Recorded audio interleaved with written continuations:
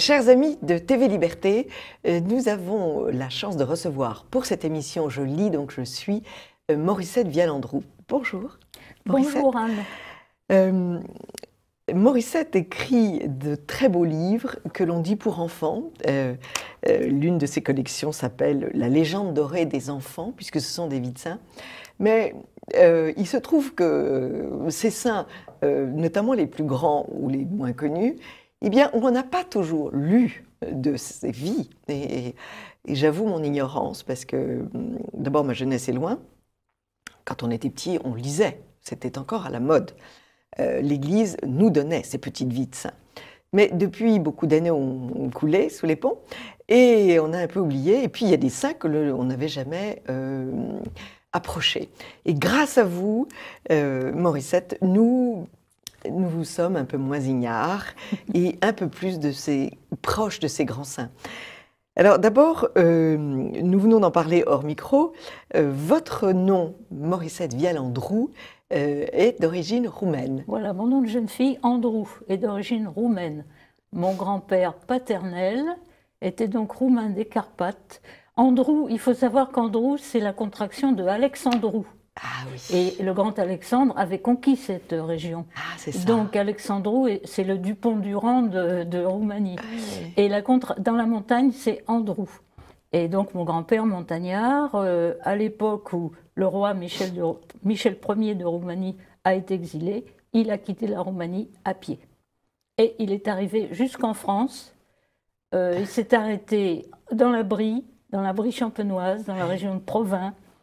Et il a rencontré ma grand-mère qui était cuisinière dans un château. Oui. Et lui est devenu jardinier de ce château.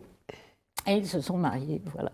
C'est une belle histoire, mais ça explique un petit peu votre belle énergie, Morissette, parce que vous êtes pour moi un exemple de militantisme chrétien, de désir d'évangélisation, et vous avez rencontré un autre grand militant, et qui est le patron des éditions Saint-Jude, qui s'appelle Michel Gurnot. Michel Gurnot, et qui a créé cette maison d'édition, en plus de son travail, parce Oui. qu'il a un vrai travail qui nourrit sa famille, et il a créé cette maison d'édition, les éditions de Saint-Jude, qui ont un but bien précis.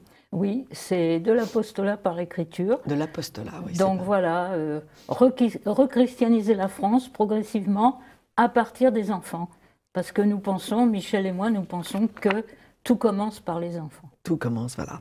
Et donc, la publicité de cette maison d'édition dit très joliment « Notre pays est extraordinaire, des héros y ont vraiment existé, ils ont traversé les siècles, combattant pour les pauvres, prêchant la vérité, ce sont les saints de France. Oui. » Alors, ces saints de France, vous leur avez consacré une soixantaine déjà de petits livres.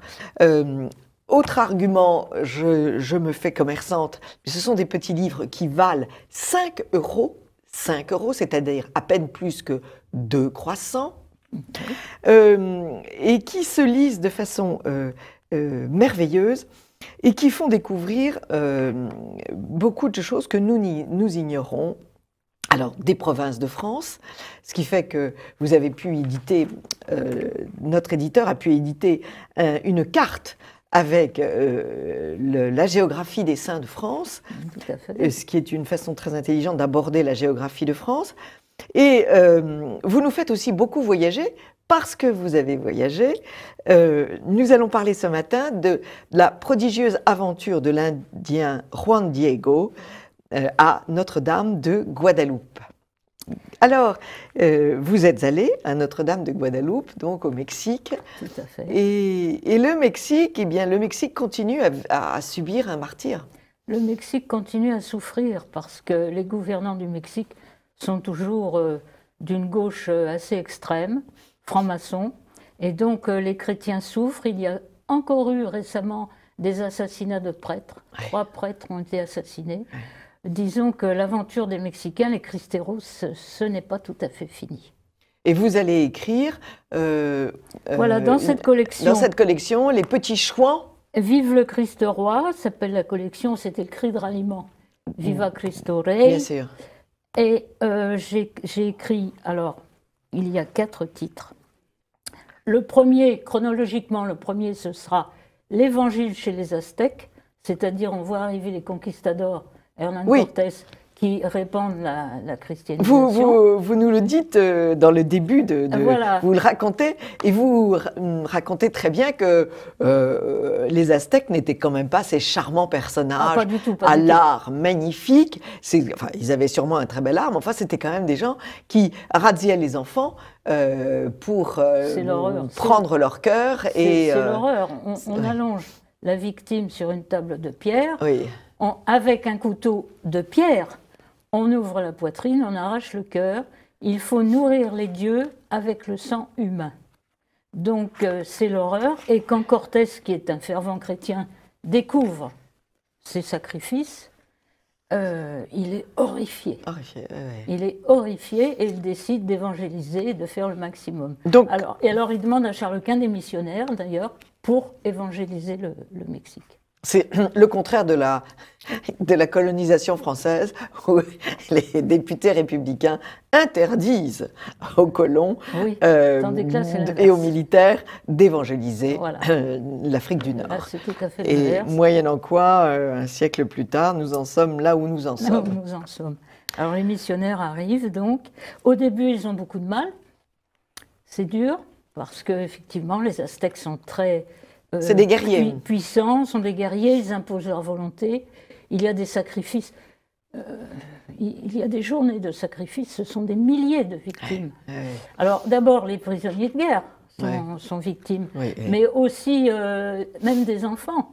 Là, le petit Indien Juan Diego, sa petite sœur, a été sacrifiée. Bon, alors, donc... les missionnaires vont évangéliser, faire le maximum, mais c'est dur. Mais le ciel va s'en mêler. Et la Sainte Vierge va apparaître à un Aztèque de la tribu des Chichimecs, l'Indien Juan Diego, qui a plus de 50 ans déjà. C'est un homme très simple, modeste. Bon, il est baptisé, puisque son vrai nom, c'est pas Juan, il est baptisé. Sa femme aussi est baptisée. Son oncle aussi s'est fait baptiser, et la Sainte Vierge lui apparaît sur la colline du Tepeyac, qui est à côté de Mexico, et elle va revenir plusieurs fois. Elle lui demande de demander à l'évêque, Juan, je ne sais plus comment il s'appelle, Juan Zumárraga, voilà, de construire une basilique sur la colline du Tepeyac et de l'honorer à cet endroit. Alors, l'évêque au début doute. Doute, oui, c'est classique. Donc, Juan Diego est gêné, ma pauvre dame. Oui, il s'excuse. Il s'excuse. Et alors, il s'exprime comme s'expriment les Indiens là-bas. Oui, c'est très joli. C'est-à-dire avec beaucoup de douceur, ma fille, ma petite dame. Oui. Et voilà, ne t'inquiète pas, je vais faire le maximum. Mais l'évêque demande un signe.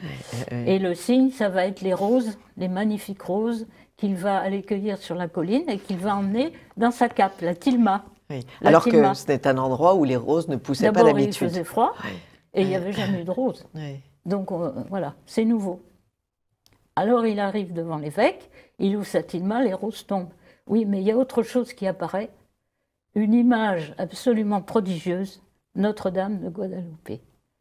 La merveilleuse petite dame, la Guadalupina, la Lupina, la Morenita, il lui donne des tas de surnoms.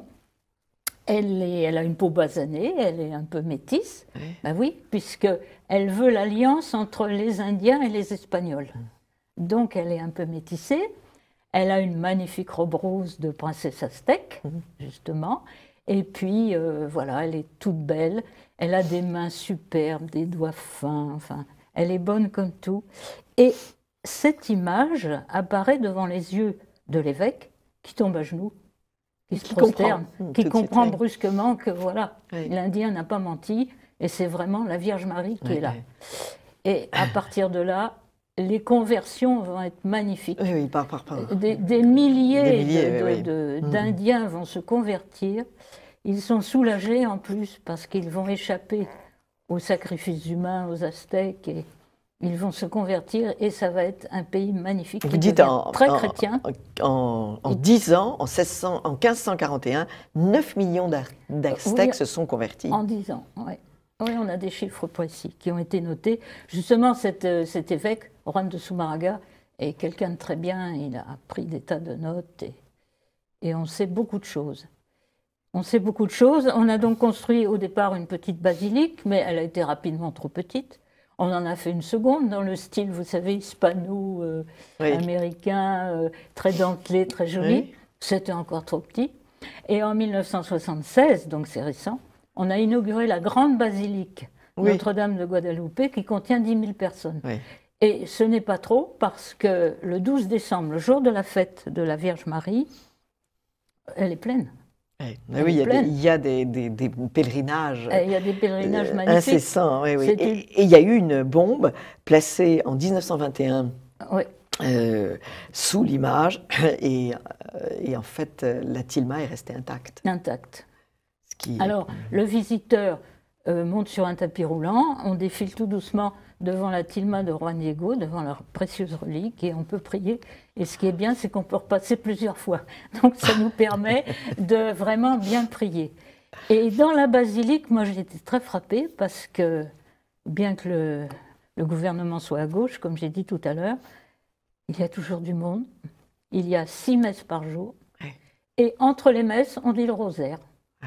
Alors, les mamans, pas de temps perdu. Hein. Les mamans sont là avec leurs enfants, les jeunes couples sont là et se tiennent par la main, par le doigt, comme ça, gentiment. Il y a toujours du monde. Moi, j'y suis allée 2 fois, donc, et la deuxième fois, je suis restée tout l'après-midi. Ben, c'est magnifique, cette foi. Et puis, vous faites aussi des petits livres, alors des petites biographies qui sont un peu plus grandes, toujours pour le même prix, 5 €. J'ai décidé d'annoncer les prix. Ben oui, pourquoi pas. Parce que c'est un argument de vente. Oui. Et alors, vous nous faites découvrir toute l'histoire de Daniel, que là aussi, bon, j'avais appris il y a bien longtemps, mais que j'avais un peu oublié. Et notamment cette histoire des jeunes dans la fournaise, qui revient sans arrêt dans les images, dans les icônes et dans, exactement, dans les catacombes de Sainte-Priscille à Rome. Il y a de très belles icônes. Et l'ange du Seigneur fait tomber une rosée, donc les jeunes sont intacts. Donc ils sont dans la fournaise. Ils sortent intacts. Puisqu'on leur demande de renier le Dieu et ils le refusent. C'est impossible. Mais ils restent dans leur fournaise comme s'ils étaient... voilà. Tranquillement. En France un matin de printemps. Voilà, exactement. Et alors moi, j'insisterai un peu sur le roi David. Oui. Je vais me permettre. Allez-y. C'est le premier roi dans toute l'histoire de l'humanité qui est oint avec l'huile sacrée. C'est l'huile d'olive vierge, bien sûr, qui est sacrée. Et nos rois de France ont été oints de la même manière avec l'huile sacrée. Bon, on voit bien au baptême de Clovis, Saint-Remy, et puis tous nos rois. Oui, c'est pour ça qu'il faut... Donc c'est le point de départ. Et c'est important de lire l'Ancien Testament, bien sûr. Parce que, comme le dit saint Augustin, le Nouveau Testament est dans l'Ancien, finalement. Oui, bien sûr. Puisque le Nouveau... Non, mais nous, encore une fois, quand nous étions petits, nous avions des livres sur l'Ancien Testament. Et nous connaissions tous les grands personnages de l'Ancien Testament. Qui sont des héros. Je vois comme Samson, par exemple. Tout ça a été balayé. Tout ça a été balayé, alors que ce sont les fondements de notre foi, évidemment. Évidemment. Mais alors, il y a un autre petit livre que j'aime beaucoup, c'est Les jeunes saints, jeunes martyrs. Ce sont tous les saints morts, martyrs, très jeunes, très jeunes. Alors là aussi, Sainte Agnès de Rome, on la connaît un petit peu. Sainte Imelda. Sainte Imelda, la fille d'un comte, du comte Lambertini de Bologne, je crois. Une Italienne. Alors Sainte Imelda, c'est une Italienne, donc elle rêvait de communier. Elle voulait absolument s'approcher de la Sainte Eucharistie. Or, à l'époque, on ne communiait pas tout petit, tout jeune. Oui. Donc, elle en souffre. Et un jour de communion, elle voit toutes ses petites amies plus âgées qu'elle qui vont aller communier. Alors, pour elle, c'est terrible. Et elle désire tellement cette communion que brusquement, le miracle va se produire, c'est-à-dire que la Sainte Hostie va s'élever dans l'air et va s'approcher progressivement de Imelda et elle va pouvoir communier. Oui, ça c'est le miracle parfait. Toutes les religieuses sont absolument sidérées de voir cela. Et la petite Imelda va tomber au sol, prosternée. Elle ne bouge plus. Et en réalité, elle est morte. Jésus est venu la chercher. Ah oui. Voilà. Oui, c'est radical. C'est magnifique. C'est radical et très beau. Alors, bien sûr, des saints africains. Oui, Kizito, par Isidore Bakanja. Oui. Et puis... Saint Kizito. Saint Kizito. Qui défendent leur foi jusqu'au bout, avec un courage extraordinaire. Là, les Africains nous donnent une leçon. Pour nous, aujourd'hui. Il continue d'ailleurs. Oui, il continue. Et puis bien sûr, Francisco et Jacinta de Fatima. De Fatima, oui. Les plus jeunes saints du monde chrétien. De Fatima. Et puis Saint-Louis de Gonzague, qui est si important. Oui, il a une confiance absolue. Et c'est lui qui disait qu'il fallait continuer à jouer à la balle. À la balle au chasseur, oui. Même si on annonce la fin du monde, eh bien je continue à jouer à la balle au chasseur. Il a tellement confiance. Il a tellement confiance. Il est si proche de Jésus que, pour lui, il n'y a pas de souci. C'est très important cette phrase parce que oui. Cela répond on peut être angoissé, on peut se dire plus rien ne va, que faire. Oui, et en fait, Saint-Louis de Gonzague a la réponse, il faut continuer. Il faut continuer à jouer à la balle au chasseur et en fait continuer ce qu'on est en train de faire. Voilà, l'espérance. Et un enfant joue à la balle. C'est quand même très... c'est assez... Très, très important. Alors, il y a la petite Anne de Guigné aussi. Et la petite Anne de Guigné, Anne de Guigné, qui est morte à 11 ans d'une méningite. D'une méningite, oui. Et qui, alors elle est vénérable seulement, pour l'instant, mais ses descendants s'agitent pour essayer d'obtenir la béatification puis la canonisation. Alors elle a été reconnue héroïque. Vertu, héroïcité des vertus, c'est pourquoi elle est vénérable. C'était une petite fille affreuse quand elle était petite, coléreuse, méchante, jalouse. Elle donnait des coups de pied à son petit frère, elle lui envoyait du sable dans les yeux, elle était affreuse. Et puis son papa est mort à la guerre 14, la maman effondrée. Quand elle a vu sa maman effondrée, elle est venue la trouver. Et sa maman lui a dit: je serai consolée si tu es bonne, si tu deviens bonne. Du jour au lendemain, elle a lutté contre ses défauts et elle a réussi à surmonter tous ses défauts. Et ça a été vraiment quelque chose d'extraordinaire. Voilà, vous comprenez, chers téléspectateurs, qu'on écoute Morissette absolument sans s'interrompre et qu'on lit ces textes. Je peux vous dire que ces textes sont vraiment très, très prenants. Ils sont de toutes les époques, parce que vous ressuscitez Sainte Radegonde, vous ressuscitez... Oui, bien sûr, Sainte Bathilde. Des gens très, très anciens. Les reines qui sont devenues saintes, on en a 4. On a Sainte Clotilde, Sainte Bathilde, Sainte Radegonde, et la 4e, c'est Sainte Jeanne de France. Sainte Jeanne de France, oui, bien sûr. L'épouse de Louis XII. Alors terminons sur les éditions Saint-Jude. Eh bien, ces éditions vous proposent aussi des activités et traditions populaires, des livres de coloriage qui sont très beaux, Je colorie les saints, des crèches à découper, ce qui est quand même très important, des herbiers, des châteaux de chevaliers à construire, des coloriages avec l'Arche de Noé. Et puis, ce qui est important aussi, c'est alors des collections de prières, prières à la Sainte Vierge. C'est très varié. Très varié. Et puis, des petites images.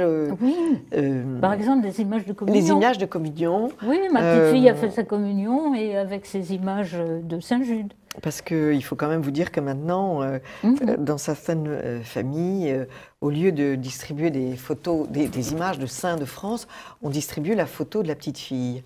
Oui, ce qui est quand même... Mais la petite fille n'est pas encore sainte. Donc, si vous voulez, il faut attendre un peu. Quand même, oui. Il y a un détournement de l'image de première communion qui est, à mon avis, gravissime. Alors, tout à l'heure, j'avais commencé à énumérer les titres de Vive le Christ Oui. roi qui vont arriver. Je parlais de l'évangélisation des Aztèques. Oui. Le deuxième, c'est donc Notre-Dame de Guadalupe. Oui. Le troisième, ce sera les Cristeros, les Chouans Oui. du Mexique, Oui. qui ont lutté quand le président Calles, en 1926, a pris le pouvoir. Il a renforcé les lois antichrétiennes. Et les Cristeros du centre-est et du centre-ouest du Mexique ont pris les armes pour se battre. Pendant 3 ans, ils se sont battus pour défendre la foi chrétienne. Ouais. Et ce n'est pas fini, hein, puisque aujourd'hui, il y a encore des prêtres assassinés ouais. pour leur foi. Oui, oui. Alors donc, il y aura un livre sur les Cristeros. Il y aura un livre aussi sur le petit José Sanchez del Rio. Celui qu'on voit dans le film Les Cristeros. Martyr à 14 ans, oui, martyr à 14 ans.